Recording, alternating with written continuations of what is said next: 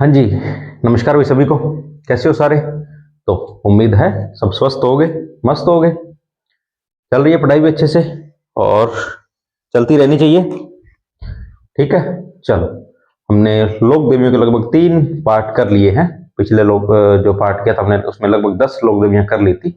आज वाले में लगभग 10 लोक देवियां हैं। कौन कौन से करेंगे? आज हम सुंधा माता करेंगे, उसके बाद विरात्रा माता, दधिमती माता, अर्बुदा माता, सावित्री माता, इधर है तो चौथ माता, भद्रकाली माता, गायत्री माता और दांत माता और अंतिम छीक माता। लगभग 10 लोक देवियां हम आज वाले क्लास में करेंगे। ज्यादा लंबी नहीं करेंगे अभी क्लास, 18 से 20 मिनट की क्लास होगी।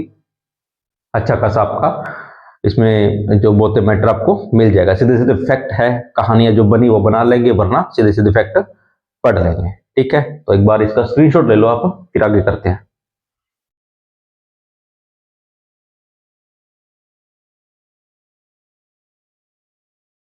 हो गया स्क्रीनशॉट? चलो, पहले कौन से अभी? सुंधा या सुंडा माता। पहली बात तो मंदिर कहाँ है? तो जालौर जिले के जसवंतगढ़ कस्बे के पास इनका दांतलावास नामक गांव है। ये दांतलावास भी बोल देते हैं, दांतलावास भी बोल देते हैं, एक ही बात है। पर्वत कौन सा है? सुंडा पर्वत के पास इनका मंदिर है। भी एक बार फिर देख लो, जिला जालौर, कस्बा जसवंतगढ़, गांव दांतलावास और पर्वत कौन सा? सुंडा पर्वत। यह एक प्राचीन शक्तिपीठ है, मतलब प्राचीन मंदिर है। शक्तिपीठ मतलब जो मुख्य मंदिर होता है। ठीक है, तो यह प्राचीन शक्तिपीठ है। इन्हें चामुंडा देवी भी कहा जाता है। प्रश्न बन सकता है भी कि चामुंडा देवी का मंदिर कहाँ है? तो जालौर में है। ये नहीं पूछेगा कि सुंदा देवी का अन्य नाम कौन सा है, ये नहीं पूछेगा। बस इनका नाम देकर कोई चीज पूछ सकता है कि चामुंडा देवी की शक्तिपीठ कहां पर है? तो जालौर में है। ठीक है। मंदिर के मार्ग में एक जलकुंड, जिसे कड़ियाद्रा भी कहते हैं, तथा महात्मा राबड़नाथ का धूणा और पटियालों की पांज आती है। ये 3 चीजें आ रही है मंदिर में। एक तो कड़ियाद्रा जलकुंड है, महात्मा राबड़नाथ का धूणा आप जानते हो, और एक पटियालों की पांज है भी, ये आती है। ठीक है। और मंदिर के आगे भुरेश्वर महादेव का लिंग स्थित है। क्या? भुरेश्वर महादेव का लिंग स्थित है। सुंधा माता की केवल सिर की पूजा होती है, ये इंपॉर्टेंट बात है। ये पूछ सकते हैं कि किस देवी की केवल सिर की पूजा होती है? तो सुंदा माता। किस देवी की पीठ की पूजा होती है? ये हमने कल पढ़ा था, कौन सा? ब्राह्मणी माता। किस देवी के 10 सिर और 54 हाथ है? कौन से? अभी सुगाली माता। ये चीजें याद रखना भी, सीधे सीधे फैक्ट होते हैं ना जो, वो यही बनते हैं। तो किस देवी के सिर की पूजा होती है? तो सुंदा माता। इन्हें अर्धेश्वरी माता भी कहते हैं। अर्धेश्वरी मतलब आधा जो शरीर होता है उसकी पूजा होती है, आधा मतलब सिर की पूजा हो रही है केवल। ठीक है। और मेला इनका वैशाख एवं भाद्रपद के शुक्ल त्रयोदशी से पूर्णिमा तक। ठीक है। कब? वैशाख एवं भाद्रपद माह के शुक्ल पक्ष के त्रयोदशी से पूर्णिमा तक इनका मेला भरता है। ठीक है, ये हो गए अपने सुंधा माता। अगले है विरात्रा माता। मंदिर है इनका चौहाटन बाड़मेर। ठीक है, चौहाटन एक कस्बा आ गया और बाड़मेर जिला। भोपों की कुल देवी है। भोपे जो आपके फड़ का वाचन करते हैं, अलग अलग फड़ का अलग अलग भोपे वाचन करते हैं, तो फड़ का जो वाचन करते हैं वह भोपे होते हैं। और उनकी कुल देवी कौन है? तो विरात्रा माता। मेला चैत्र भाद्रपद एवं माघ माह के शुक्ल पक्ष की चतुर्दशी, जिसको हम 14 बोल देते हैं। 3 महीने भी, चैत्र भाद्रपद और माघ। तो प्रश्न ये भी बन सकता है कि विरात्रा माता का मेला किस माह में नहीं लगता? 3 ये होंगे, एक अदर दिया होगा, हो सकता है उसमें एक आश्विन भी दिया हो, क्योंकि आश्विन में नवरात्रि आते हैं। आपका ध्यान घूमेगा कि हाँ नवरात्रों में शायद माता का मेला लगता हो, पर नहीं लगता। चैत्र भाद्रपद और माघ माह के शुक्ल पक्ष की त्रयोदशी को मेला भरता है। चलो, आगे है दधिमती माता। मंदिर कहाँ है? तो रोल गांव नागौर के पास गोठ मागलो स्थान पर इनका मंदिर है, जिसे कपाल पीठ भी कहा जाता है। एक बार फिर देख लो, गांव रोल गांव, स्थान है भी गोठ मागलोद, कहाँ है? नागौर में। और क्षेत्र को क्या कहा जाता है भी? कपाल पीठ। दाइमा दायामाया दधीच ब्राह्मणों की कुल देवी है, ये पूछ लिया जाता है। दधीच ब्राह्मणों की कुल देवी कौन है? तो दधिमती माता। और माता की प्रतिमा के ठीक सामने जो उनकी मूर्ति है, उनके ठीक सामने एक संवत 289 द्रोणाचार्य जो गुप्त है, उनका एक शिलालेख लगा हुआ है। ये बन सकता है प्रश्न भी, क्या कि माता की प्रतिमा के सामने किस गुप्त शासक का एक शिलालेख लगा हुआ? तो द्रोणाना। किस संवत का है? तो 289 का। ठीक है। और मेला वही वही चैत्र व अश्विन के नवरात्रों में। अगला अर्बुदा माता, ये बन सकता है प्रश्न भी। राजस्थान की वैष्णो देवी कौन है? अर्बुदा माता। मंदिर माउंट आबू में, और देवी की मूर्ति को दूर से देखने पर भूमि के स्पर्श करते हुए नहीं दिखती, अतः इन्हें अधर देवी भी कहा जाता है। दूर से जब हम मूर्ति को देखते हैं तो ऐसा लगता है जैसे ऊपर उठी हुई है जमीन से थोड़ी सी, जो उनके पैर मान लेते हैं वह जमीन से टच होते हुए है, वह स्पर्श करते नहीं दिखते, इसलिए इनकी क्या कहा जाता है अभी? अधर देवी। ठीक है, और मंदिर कहाँ है इनका? माउंट आबू। परमार शासकों की कुल देवी है भी, परमार शासक होते हैं, उनकी कुल देवी कौन है? अर्बुदा माता। अच्छा, एक बार स्क्रीनशॉट लो आप इसका। चलो अगले हैं अपने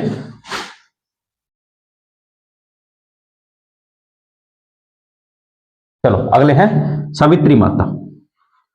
पुष्कर के दक्षिणी भाग में रत्नागिरी पहाड़ी पर माता का मंदिर। ठीक है, और ये कौन थे? तो प्रजापति ब्रह्मा की पहली पत्नी थे भी। ठीक है, अब देख लो सिंपल सा क्या था, एक तो पुष्कर के दक्षिणी भाग में पहाड़ी, रत्नगिरी पहाड़ी, और यह है प्रजापति ब्रह्मा की पहली पत्नी थे भी, और मेला इनका भाद्रपद शुक्ल अष्टमी। क्या आता है अभी? भाद्रपद शुक्ल अष्टमी, बोलो, दौड़ाओ दिमाग, दौड़ाओ। अच्छा, भाद्रपद कृष्ण अष्टमी जन्माष्टमी, भाद्रपद शुक्ल अष्टमी राधाष्टमी। घूमना चाहिए दिमाग। ठीक है, चलो सावित्री माता पुष्कर के दक्षिण भाग में रत्नागिरी पहाड़ी पर मंदिर स्थित है, प्रजापति ब्रह्मा की पहली पत्नी थे, और भाद्रपद शुक्ल अष्टमी के दिन इनका मेला बढ़ता है। इस दिन और क्या होता है अभी? राधाष्टमी होती है, और इसे ठीक 15 दिन पहले भाद्रपद कृष्ण अष्टमी को क्या होता है अभी? जन्माष्टमी आपके। चलो आगे करते हैं चौथ माता। मंदिर कहाँ है? तो चौथ का बरवाड़ा, और ये सवाई माधोपुर है अभी। चौथ का बरवाड़ा सवाई माधोपुर, और यही प्रश्न बनता है अभी, चौथ माता का मेला कहां भरता है? तो सवाई माधोपुर चौथ का बरवाड़ा। मंदिर के पास अखंड ज्योति है अभी, मंदिर के पास एक अखंड ज्योति, अखंड मतलब सदैव जलती रहती है, बंद नहीं होती कभी।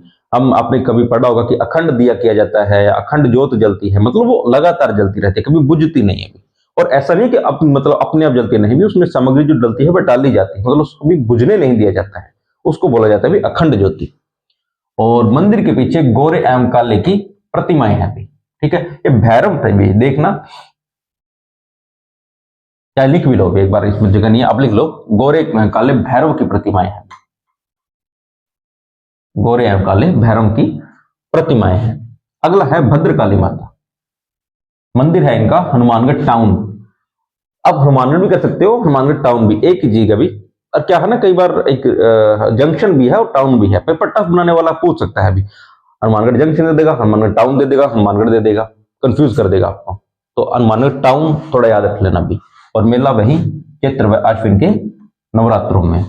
अगले है गायत्री माता। पुष्कर अजमेर में इनका मंदिर है, कहां है? तो सावित्री मंदिर के सामने सुरम्य पहाड़ी पर। कहा? पुष्कर अजमेर में सावित्री मंदिर जो हमने पढ़ा था ये रहा, इसके सामने सुरम्य पहाड़ी पर इनका मंदिर स्थित है भी, और भगवती के 51 शक्तिपीठों में से एक है भी। मां भगवती है जो उनकी 51 शक्तिपीठें हैं, उनमें से एक इसको माना जाता है, और यहां देवी के मणिबंधों की पूजा होती है, जो देवरात है भी। ठीक है, तो मणिबंधों की पूजा होती है, और इन्हें शाप विमोचन देवी कहते हैं। शाप विमोचन देवी, देखो इसको शब्द देखो, शाप विमोचन मतलब आपको जो श्राप मिला हुआ है, श्राप जो देते हैं ना साधु महात्मा की, जा तो जैसा हो जाए, जा तुझे वैसा हो जाए, वह उसको खत्म करने वाली, या उसका इलाज करने वाली, या उससे आपको राहत दिलाने वाली देवी कौन है अभी? गायत्री देवी। ठीक है, शाप विमोचन देवी, तो प्रश्न बन सकता है अभी कौन सी देवी है जो शाप से मुक्ति दिलवाती है? तो गायत्री माता। ठीक है, अगला है दांत माता।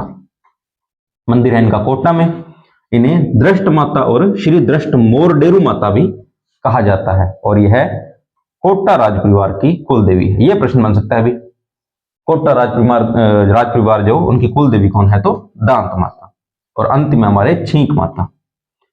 गोपाल जी जयपुर में इनका मंदिर है, और माघ सुदी सप्तमी को इनका मेला भरता है।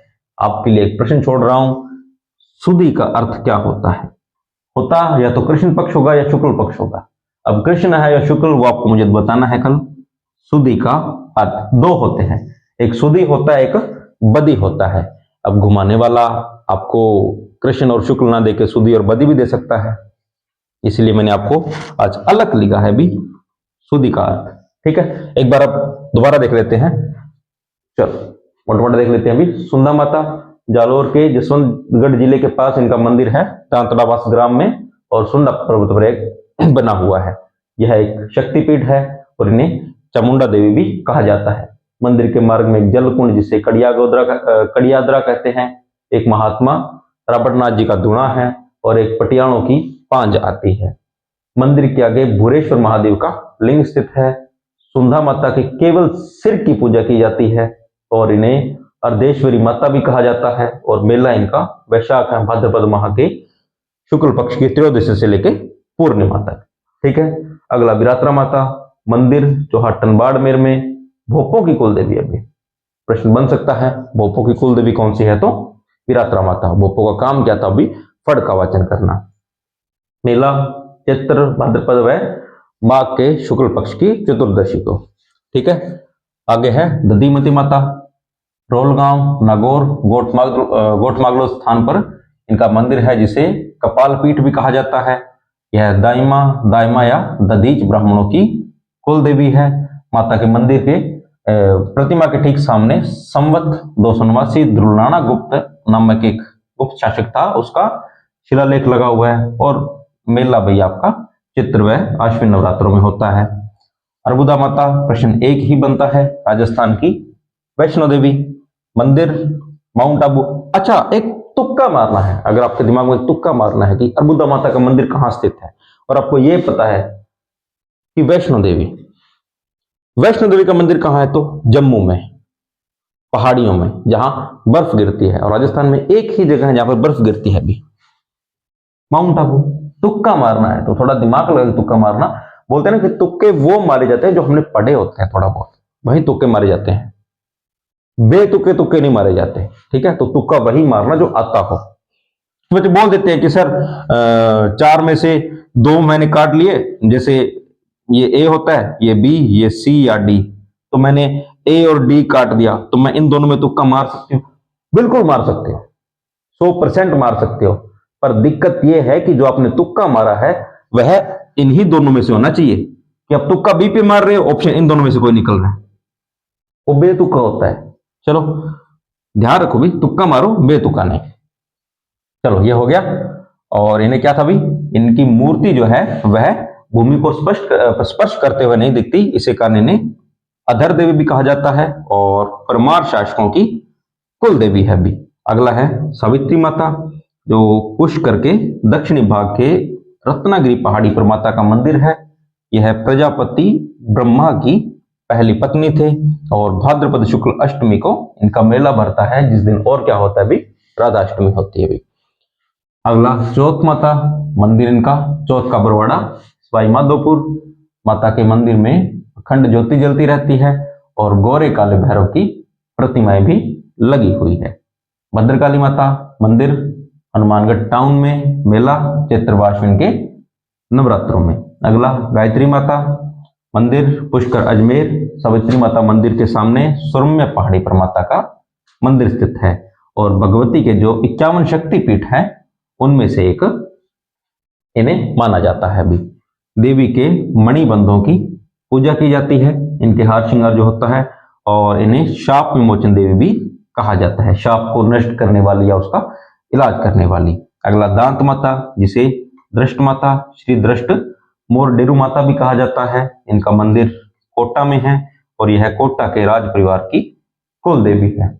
अंतिम हमारे छींक माता, जिनका मंदिर गोपाल जी जयपुर में है और माघ सुदी सप्तमी को इनका मेला भरता है। और यहां मैंने आपके लिए प्रश्न छोड़ा था, सुदी का अर्थ क्या होता है, कृष्ण या शुक्ल पक्ष। ठीक है, तो एक बार स्क्रीनशॉट और ले लो भाई।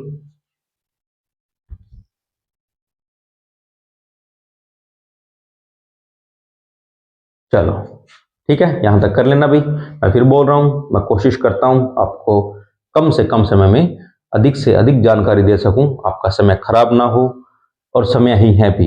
आज के टाइम में मैं बोलूँ तो समय ही है, आपके पास सिर्फ 24 घंटे हैं।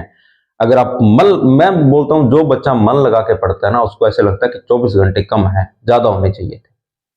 और जो नहीं पढ़ते उनके लिए तो बहुत है, भी स्क्रॉल ही करना है, करते रहो। उनको तो ऐसा लगता है कि डाटा ज्यादा होना चाहिए। और आजकल तो भी जियो वालों ने मेहरबानी कर रखी है, आपको अनलिमिटेड डाटा मिलता है, करते रहो यूज। कोई सही वे में यूज करेगा, कोई तो अपनी क्लास देखेगा भी 720 पे या 1080 पे एक्सपोर्ट करके, हाँ मुझे क्वालिटी अच्छी दिखे। और कोई भी मेरे जैसा बैठा है कि स्क्रॉल करेंगे, क्लास क्या है, ऐसे बोल रहे हैं सर तो क्या सुनना है। आपकी मर्जी, अभी कौन बनोगे। एक साल आपके पास, एक साल मेहनत करोगे तो अगले साल आपको एक आपके मोबाइल में एक मैसेज आता हुआ दिखा करेगा, एक अमाउंट लिखा होगा, वो आपके अकाउंट में डाला जाएगा और उसको देख के खुशी बहुत होगी आपको। वरना भी आपके हाथ में 500 रुपये, ये ले तेरी मजदूरी, दोनों में आपको एक फर्क देख लेना। ठीक है, तो पढ़ते रहना भी आपके लिए एक मोटिवेशन है। आपको एक मैसेज जो हर महीने एक आता है, उस मोटिवेशन को याद किया करो, एक आपको एनर्जी मिलेगी। ठीक है, चलो यहां तक कर लेना, बाकी मिलते हैं अगली क्लास में। तब तक के लिए धन्यवाद।